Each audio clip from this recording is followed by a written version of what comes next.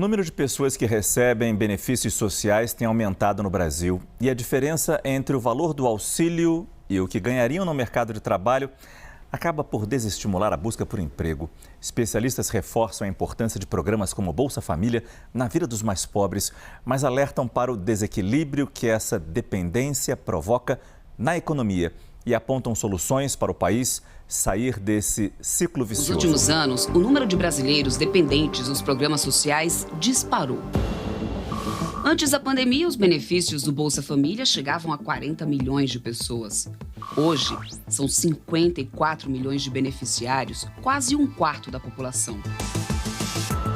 Economistas alertam para o risco desse cenário. Isso tem dois aspectos.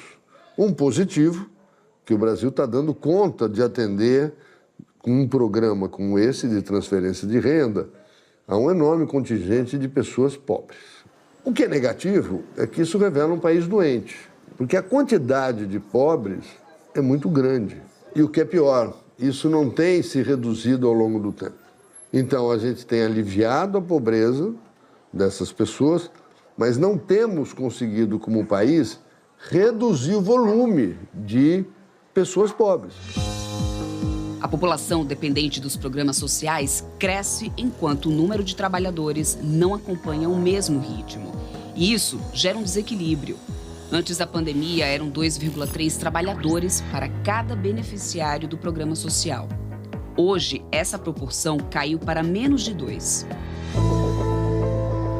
Para muitos beneficiários, a diferença entre o valor do auxílio e o que ganhariam no mercado de trabalho acabaria desestimulando a busca por emprego, ao considerar custos com transporte e outros gastos.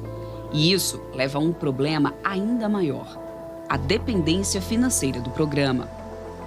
Enquanto a renda média do brasileiro subiu 2,63% nos últimos 5 anos, o valor médio do benefício subiu 257% no período, chegando a um total de R$ 678 em 2024. A população ocupada se divide em 58 milhões de brasileiros no setor privado, outros 31 milhões de trabalhadores por conta própria e empregadores e 12 milhões no setor público. Além desses, há quem esteja fora da força de trabalho, 66 milhões, e pessoas abaixo de 14 anos, 26 milhões. Desses mais de 200 milhões de pessoas da população brasileira, 55 milhões recebem atualmente o Bolsa Família. Para especialistas, a queda do desemprego nos últimos anos tem relação com o aumento do número de benefícios.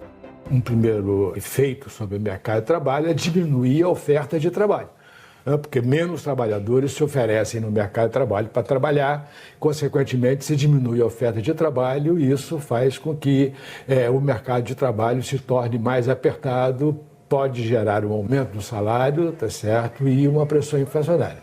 Por outro lado, você está jogando fora uma parte do seu potencial produtivo. O trabalhador é fundamental para produzir bens e serviços. Se tem uma oferta menor de trabalho na economia, você está diminuindo o potencial de crescimento da economia. O crescimento do principal programa social brasileiro, o atual Bolsa Família e o ex-Auxílio Brasil, aconteceu especialmente no pós-pandemia. Nesse período, o mundo político aprovou a ampliação do número de beneficiários e do valor pago mensalmente. O Brasil precisa encontrar um equilíbrio. Eles dizem que os programas sociais são fundamentais, mas não podem se tornar uma opção de vida permanente para quem tem condições de trabalhar.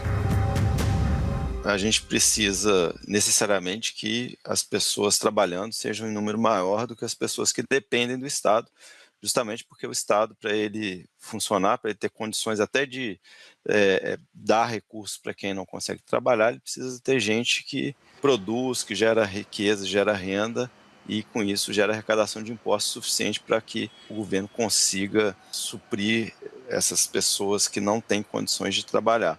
Se as pessoas que dependem do Estado estão em número igual ou maior ou muito próximo do número de pessoas que está trabalhando, a gente tem um problema sério. Mas há também outros problemas. Os efeitos desses benefícios em alta são, de um lado, o estímulo ao consumo, o que é positivo para o mercado doméstico. Mas do outro também há um peso nas contas públicas. E esses dois fatores juntos pressionam tanto a inflação como a alta dos juros. A gente tem um aumento de gastos muito grande, tá? Esse aumento de gastos muito grande e o temor de que esse tipo de benefício social vá se acumulando cada vez mais e gerando um crescente volume de gastos públicos gera uma desconfiança, um aumento do risco. Esse aumento do risco gera um aumento dos juros, gera uma desvalorização do dólar, etc. A solução, segundo os economistas, está na chamada porta de saída, com educação e qualificação profissional. E garantir que os beneficiários possam, no futuro, entrar no mercado de trabalho e contribuir para a economia, e não apenas depender dela. Nós temos que potencializar isso. E não é só o Bolsa Família. É o Bolsa Família mais todo o conjunto de políticas públicas que envolve a educação das crianças, o atendimento de saúde, o atendimento e o acompanhamento das famílias pobres, para que a criança que um dia recebeu ou venha receber Bolsa Família possa aumentar o seu capital humano ao longo da vida e, no futuro, deixar de depender de programa de transferência de renda. E, dessa forma, a gente começar a reduzir o número de beneficiários.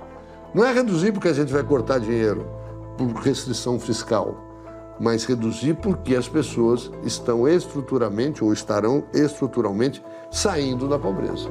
Quando isso acontecer, será um sucesso para o país estará menos doente.